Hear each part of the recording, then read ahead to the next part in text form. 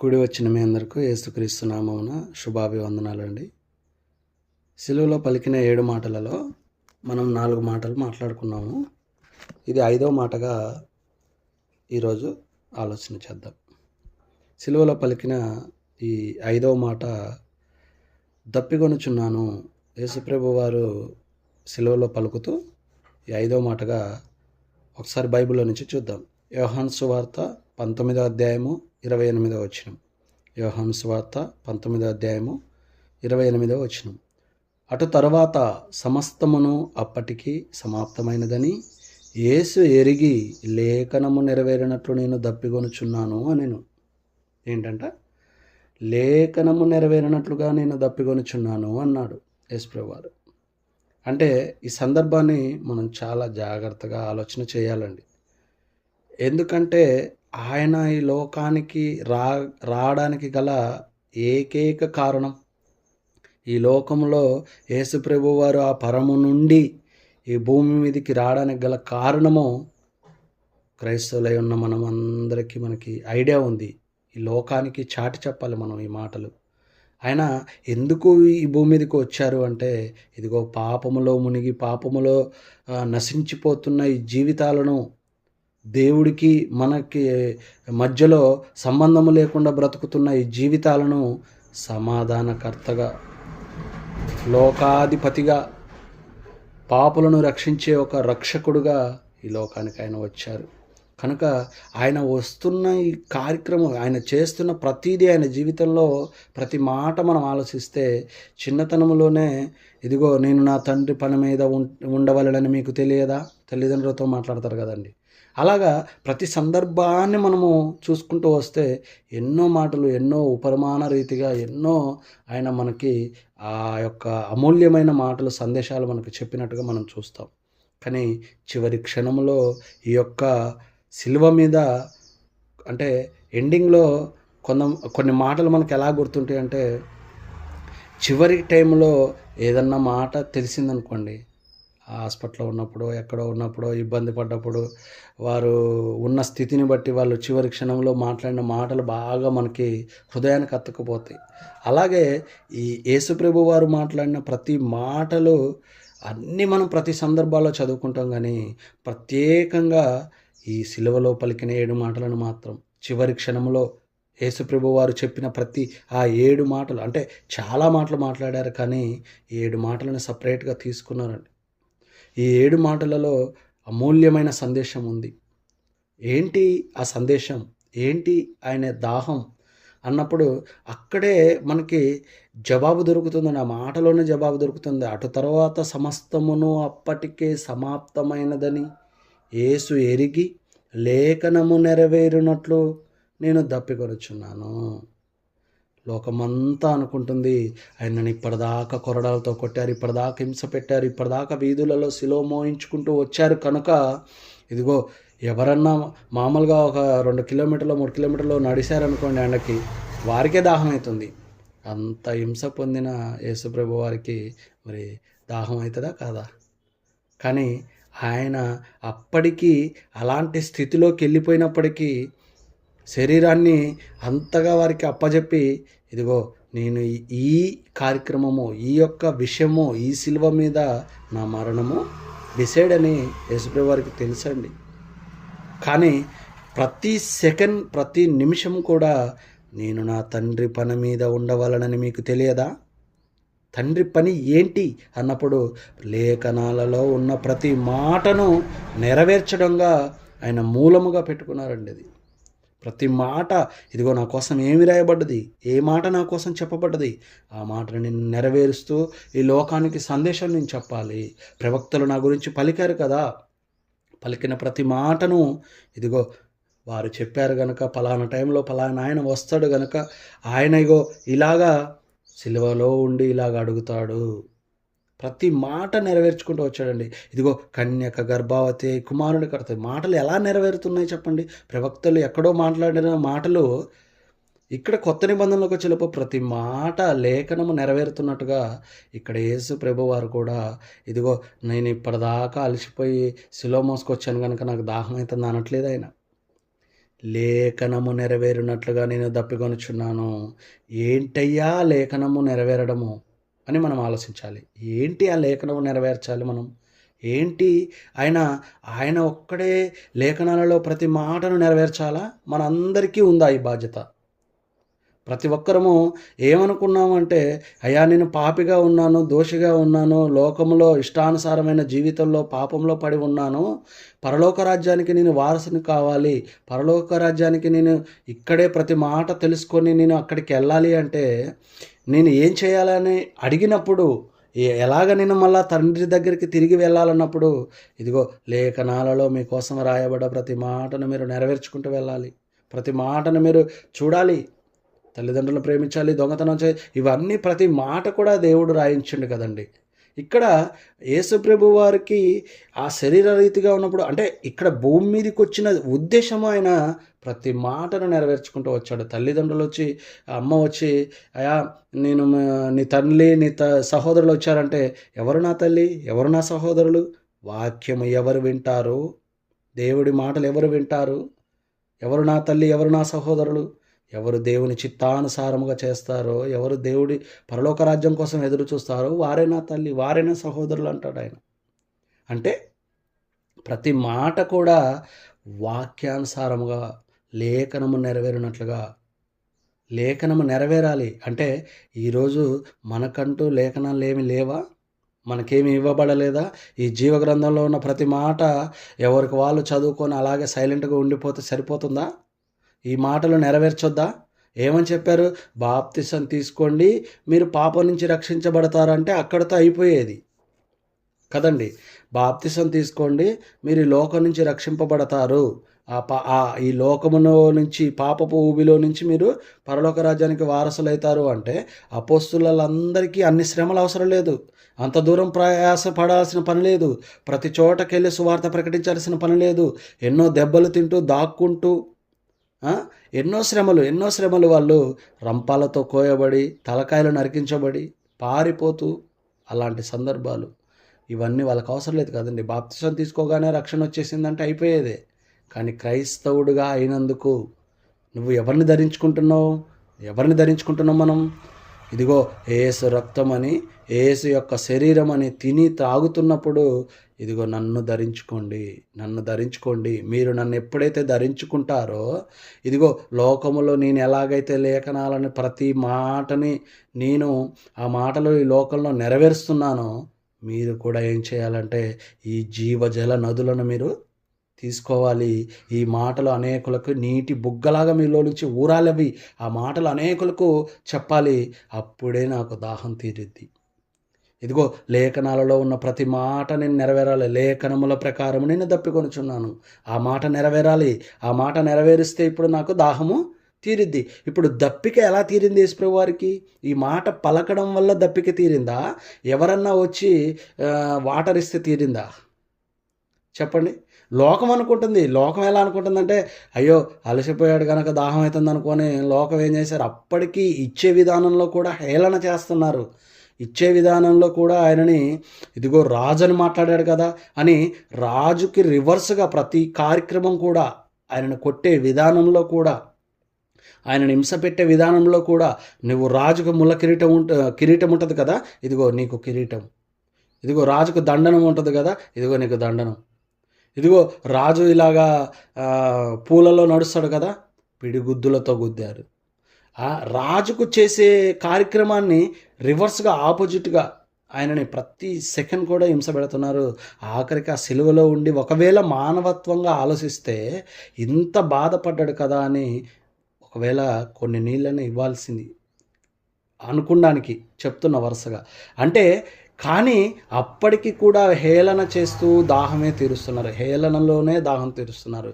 ఈ లోకానికి ఆయన మాటలు, అమూల్యమైన మాటలు అర్థం కాలేదు. ఆయన యొక్క విధి విధానాలు ఎవరికి అర్థం కాలేదండి. అందుకే ఈరోజు మనము మాట్లాడుకుంటున్న ప్రతి మాట లేఖనాలలో ఎప్పుడో మనకి దేవుడి మాటలు ఎలా ఉంటాయంటే అండి, ప్రతి మాట కూడా ఒక అక్షరము, ఒక పదము రాయబడి ఉంది. ఇప్పుడు చూడండి, సపోజ్ ఇదిగో నేను దప్పికొనుచున్నాను అన్న మాటకి గంట మాట్లాడవచ్చు, ఒక రోజు మాట్లాడవచ్చు, ఒక అర్ధగంట మాట్లాడవచ్చు. అలాగే 7 మాటలని ఈరోజు ఎలా పలుకుతున్నారు చెప్పండి అందరూ? గంట మాట్లాడే వాళ్ళు ఉన్నారు ఆ మాటల గురించి. ఒక రోజంతా మాట్లాడే వాళ్ళు ఉన్నారు. ఆ ఒక్క దాహం గురించి గానీ, ఇదిగో నువ్వు నాతో పరదేశంలో ఉంటావనే దాని గురించి గానీ, అమ్మా ఇదిగో నీ కుమారుడు అని క్షమించు దేవా అని ప్రతి మాటనండి, ఏ మాటన తీసుకోండి. ఈరోజు ప్రతి సంఘాలలో ఒక్కొక్క మాటని గంటలు గంటలుగా మాట్లాడుతున్నారంటే, మిగతా విషయంలో బైబిల్ ఎందుకు మీరు వెంటనే చదువుకుంటూ వెళ్ళిపోతున్నారు? ప్రతి మాటకంత అర్థం లేదా మరి? చెప్పండి. ప్రతి మాటకంత అర్థం లేదా? ప్రతి మాటకు అర్థం ఉందండి.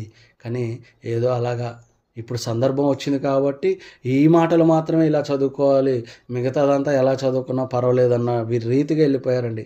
అందుకే ఆయన మాట్లాడిన మాట ఏంటంటే, ఈ యొక్క గ్రంథాన్ని పట్టుకొని నువ్వు ప్రతి మాటను ఆలోచిస్తే సముద్రంలో ఉన్న నీళ్లు ఇంకుగా మారినా సరిపోవంట. తెలుసా ఆ సంగతి? కనుక దాహం గురించి ఆ మూల్యమైన మాట ఇప్పుడు అందరికీ తెలిసిన విషయమే. సమరయ స్త్రీ దగ్గరికి యేసుప్రభు వారు వెళ్ళినప్పుడు, అమ్మ నాకు దాహం అవుతుంది అని ఆయన మాట్లాడి, అంటే ఎందుకు ఆమెని ఎలాగైతే మాట్లాడితే, ఇప్పుడు మనం ఒక దగ్గరికి వెళ్ళి దేవుడి గురించి చెప్పాలి అన్నప్పుడు ఏదో ఒక సందర్భాన్ని ఎత్తినప్పుడు చిన్నగా స్టార్ట్ అవుతున్నట్టుగా యేసుప్రభు వారు ఆమెను కూడా దాహానికి ఇవ్వనంటే, ఇదిగో మీరు యూదులు మేము సమరయులము అనే సందర్భాలన్నీ మనకు తెలిసినాయి.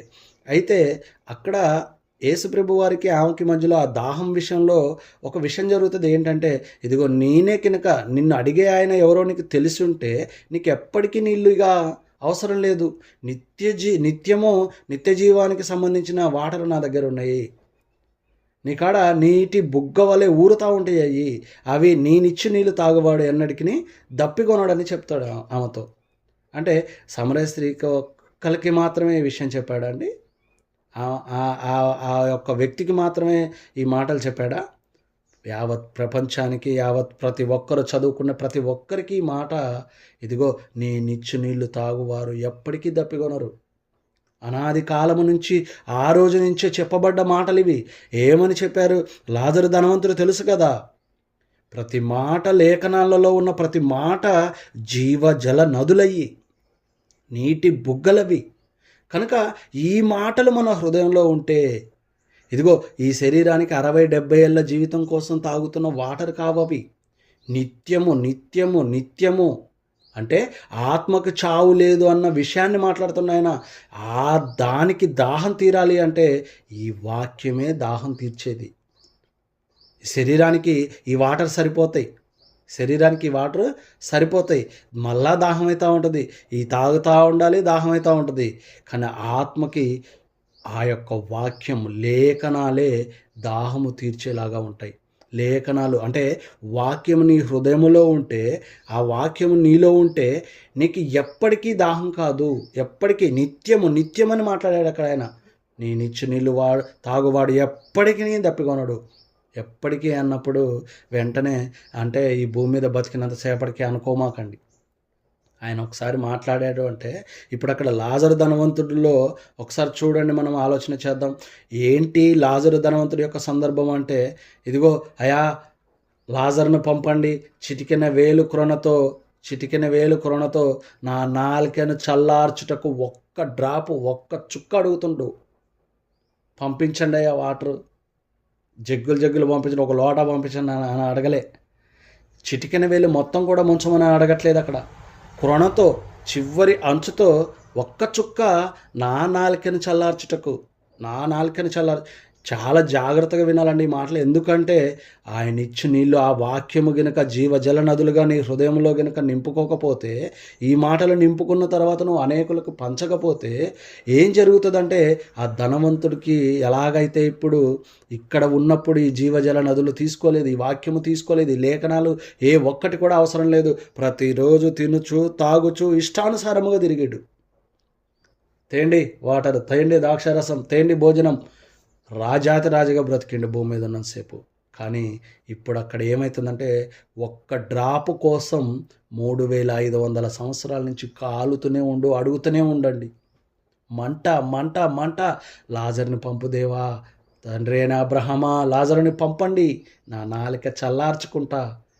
మంట అని మొత్తుకుంటూ ఏడుస్తున్నాడండి. ఇంకా ఏడుస్తూనే ఉంటాడండి. ఈ క్షణం మనం మాట్లాడుకుంటున్న క్షణం కూడా ఏడుస్తూనే ఉన్నాడండి.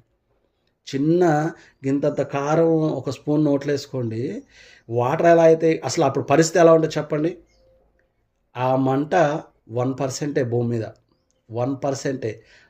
ఆత్మకి ఇక్కడ వాక్యం గనుక నీ హృదయంలో గనుక ఇప్పుడే శరీరధారిగా ఉన్నప్పుడే నింపుకోకపోతే, ఈ వాక్యాన్ని నువ్వు అనేకులకు పంచకపోతే, ఇదిగో ఆ ధనవంతుడికి ఎలాగైతే మంట అక్కడ 100 రెట్లు, దేవుడు ఏది ఇచ్చినా నువ్వు దేవుడికి ఒక చిన్న పని చేస్తే 100 రెట్లు ఇచ్చినట్టుగా, నువ్వు ఒక చిన్న తప్పు చేస్తే 100 రెట్ల శిక్ష ఉంటుంది. మరి ఇప్పుడు ఒక స్పూన్ కారం తింటే మనకి ఎలాగ మంట అవుతుందో, ఇదిగో ఆ భూమి అక్కడ నరకంలో కాలుతున్న ఆ ధనవంతుడికి 100 రెట్లు మంట అవుతుంది. ఆ మంటను ఆలోచించండి ఒకసారి. ఒకవేళ ఇక్కడ అవుతున్నప్పుడు యాడో అక్కడ తిరిగైనా ఒక 10 నిమిషాలు, పావుగంట, 20 నిమిషాలైనా యాడో అక్కడ మంచులు తాగేస్తాం మనం. కానీ అక్కడ ఇచ్చేవాళ్ళు ఎవరు లేరు. ఏమి లేదు ఆయనలో, ఏమి లేదు చెప్పండి. దేవుడి యొక్క వాక్యం లేదు, దేవుడి యొక్క మాట లేదు. అమ్మా నీ నిచ్చు నీళ్లు తాగితే నీకెప్పటికీ దాహమేదు. ఈ నీళ్ళు అనుకుంటున్నావా? నేనిచ్చి నీళ్ళు తాగితే నీకు దాహమేదు. అవి నీలో నీటి బుగ్గ, ఊరెడి బుగ్గలాగా ఉంటాయి. ఇప్పుడు ఆ విషయం ఆమెతో చెప్తూ నీటి బుగ్గలు ఎలా ఊరుతాయో కూడా వెంటనే తనతో ఆ సందర్భాలు మాట్లాడతాడండి. మనము యోహాను సువార్త 4వ అధ్యాయము ఆ 10వ వచనము నుంచి కంటిన్యూగా మీరు చదువుకుంటూ వస్తే ఆ సందర్భాలన్నీ మీకు అర్థమవుతాయి.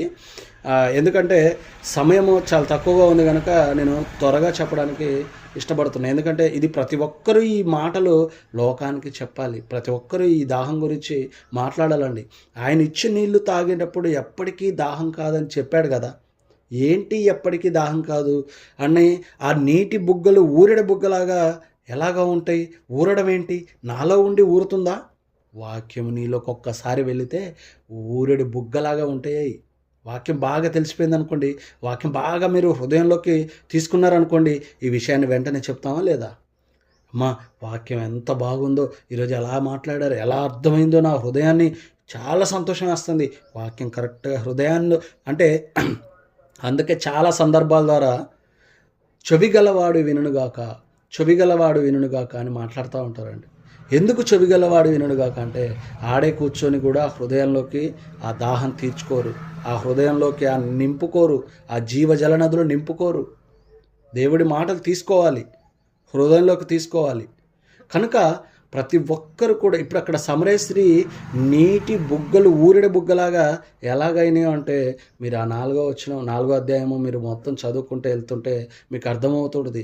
ఏంటి అర్థమవుతుంది అంటే, ఇంకో సందర్భం ఏంటంటే ఆమె ఊరిలోకి వెళ్ళి ఇదిగో ఆయన నిజంగా మెస్సయ్య, ఆయన నిజంగా ఆయన ఒక గొప్పవాడు, నా జీవిత చరిత్ర మొత్తం బట్టబయలుగా మొత్తం చెప్పేసిండు అంటే ఆ ఊరిలో ఉంటున్న కొద్ది జనాలలో ఈమె సంగతే ఎవరికి సరిగ్గా తెలవనప్పుడు అక్కడ ఉన్న కొంతమందిలో ఆ 5గురిని 6గురిని ఆమె ఒకరి తర్వాత ఒకరిని మారుస్తూ వస్తున్నా కానీ ఆ పక్కన వాడికి ఆ విషయాలు తెలవనప్పుడు, అంటే ఒకరికి తెలవకుండా ఒకరికి, ఇప్పుడు ఉన్నవాడు కూడా నీతో నీ పెనిమిటి కాదు అన్నప్పుడు ప్రతి ఆ ఉన్న వాళ్ళని ఆ ఊర్లోనే ఉండి మెయింటైన్ చేస్తున్న ఆమె జీవితాన్ని ఆ పక్కన వాళ్ళకే తెలవకుండా వాళ్ళని ఈ విషయం, ఈ సత్యాన్ని ప్రకటించిండా, ఈ విషయము ఇంత బాగా చెప్పిండా నీ గురించి, నా జీవిత చరిత్ర అంతా చెప్పేసిండు, ఇదిగో మీ జీవితం గురించి కూడా ఆయన చెప్తాడు, రండి ఆయన కాడికి వెళ్దాం, ఆయన మాటలు విందాం, ఎంతో అమూల్యంగా ఉన్నాయి. ఏం చేసింది దేవుడి మాట సమరయ స్త్రీ జీవితంలోకి? ఏం చేసిందండి దేవుడి మాట? నీటి ఊరెడు బుగ్గలాగా ఉందా?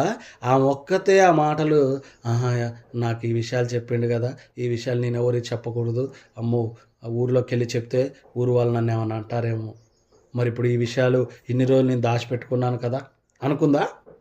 ఆయన వాక్యాన్ని తన హృదయంలోకి తాగిలేలాగా, ఆమె పాప జీవితాన్ని ఆ సెకండ్ మార్చేలాగా సమరయ స్త్రీ వ్యభిచారము చేస్తూ ఆ 6గురితో ఉంటున్న ఆమెను ఒక పాపి యొక్క లోతు ఆ హృదయంలోకి దేవుడి మాట వెళ్ళినప్పుడు ఇప్పటికీ ఈ సెకండ్కి ప్రతి సందర్భంలో ఆమెను గుర్తు చేసుకున్నట్టుగా మీకు ఆ 4వ అధ్యాయంలో కనబడుతుంది.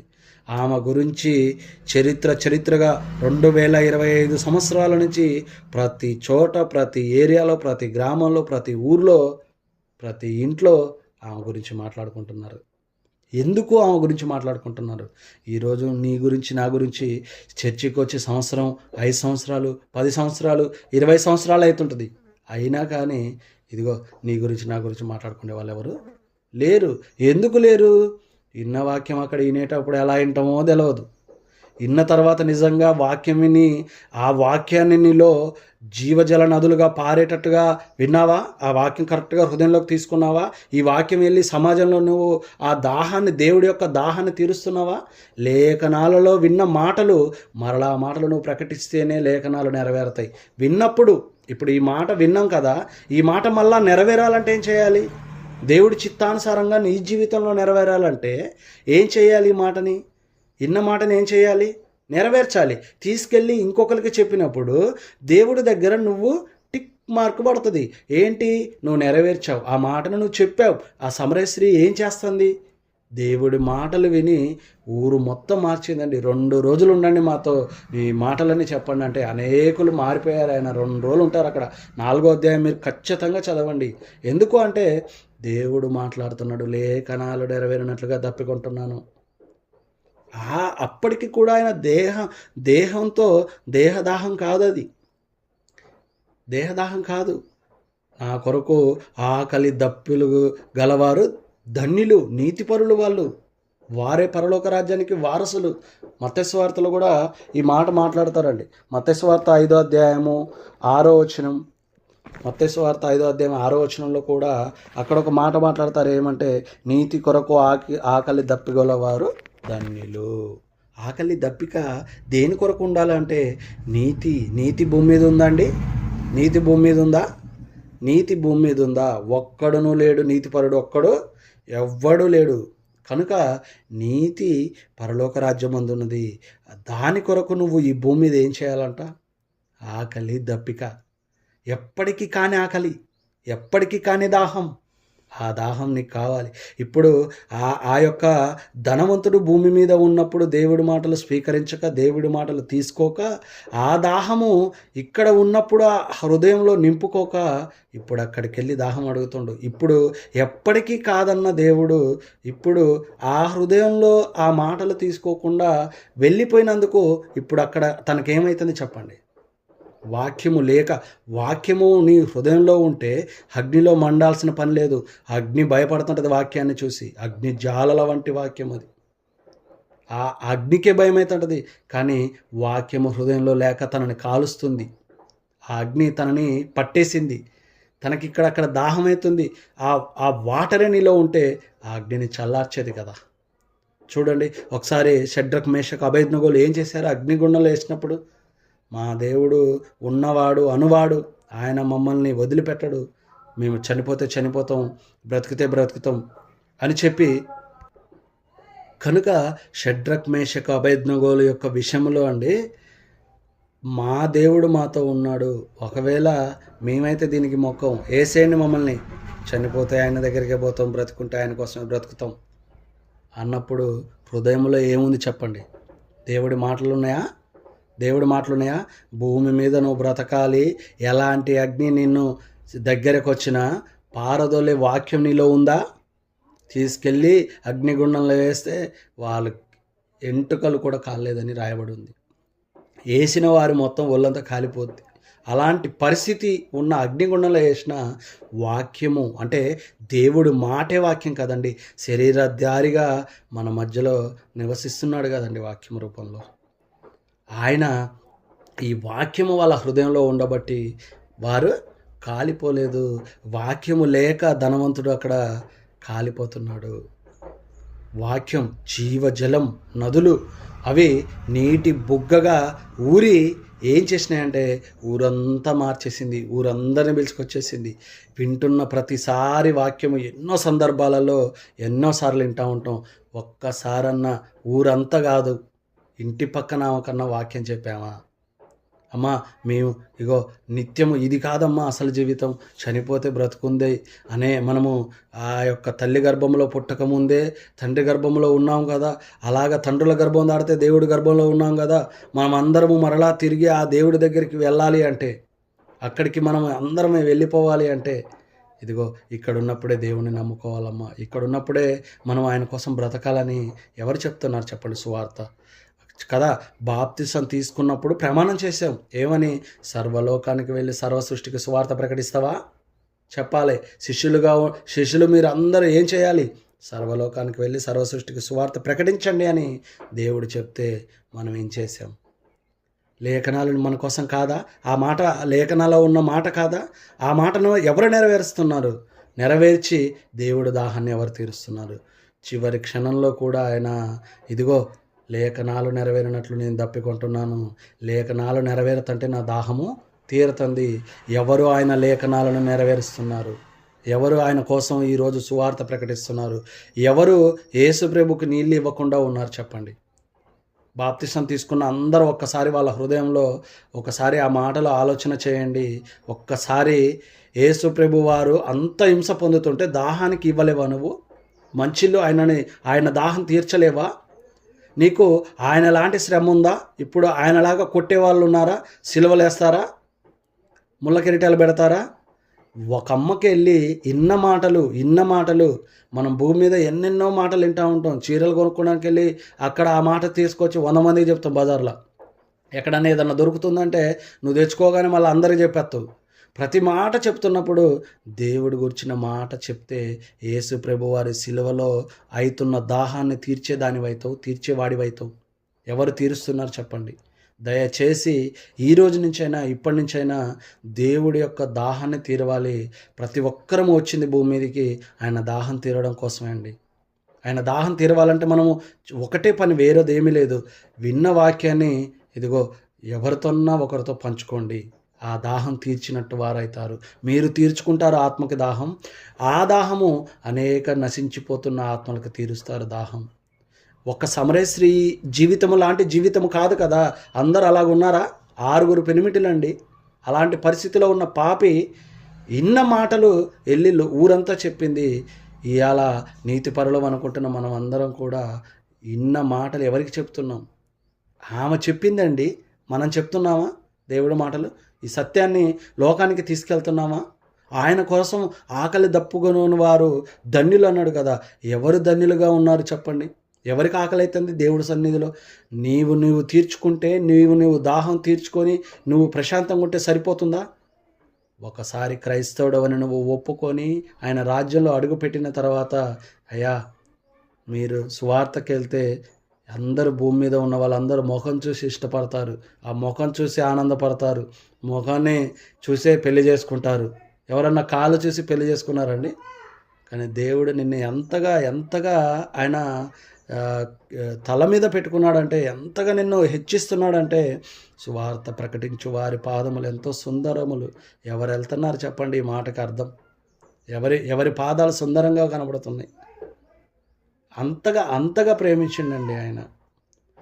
తనను తాను తగ్గించుకున్నవాడు హెచ్చించబడతాడంటే యేసు ప్రభు వారు అన్న మాట ఈరోజు ఎవరు మనం చిన్న విషయానికి నేను వాళ్ళతో మాట్లాడను, చిన్న విషయానికి నేను వాళ్ళతో ఉండను అని దూరం చేసుకుంటూ ఈ వార్తని లోకంలోకి తీసుకెళ్లకుండా ఉంటున్నాం. కనుక మనం అలా ఉండకుండా లేఖనాలలో మనము దేవుడి మాటలు వింటున్న ప్రతి మాటని హృదయంలో నింపుకోవాలి. ఈ మాటలు తీసుకెళ్ళి పంచాలి. నీవు దాహం తీర్చుకున్న వాడివైతావు. ఎప్పటికీ నీకు దాహం కాదు ఆ మాటలు ఉన్నప్పుడు.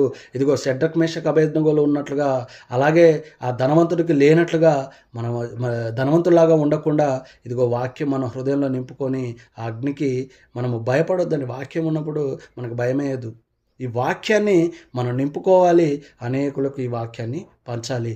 అప్పుడు యేసు ప్రభు వారు పలుకుతున్న మాట మనం నెరవేర్చిన వారమవుతాం. అలాగే ప్రతి మాట, లేఖనాలలో ఉన్న ప్రతి మాట నువ్వు విన్నావా చెప్పాలి.